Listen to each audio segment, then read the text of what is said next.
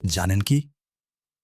একটা দিন আছে যেদিনে আল্লাহর রহমত ঢলে পড়ে, যেদিন দোয়া কবুল হয় আর ফেরেশতারা সাক্ষী থাকে, সেই দিন হল জুমার দিন।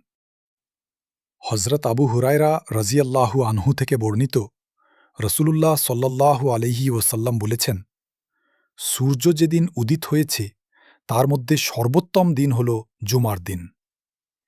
এই দিনেই আদম আলাইহিসসালাম সৃষ্টি হয়েছিলেন, এই দিনেই তাকে জান্নাতে প্রবেশ করানো হয়েছিল এবং এই দিনেই তাকে জান্নাত থেকে বের করা হয়েছিল।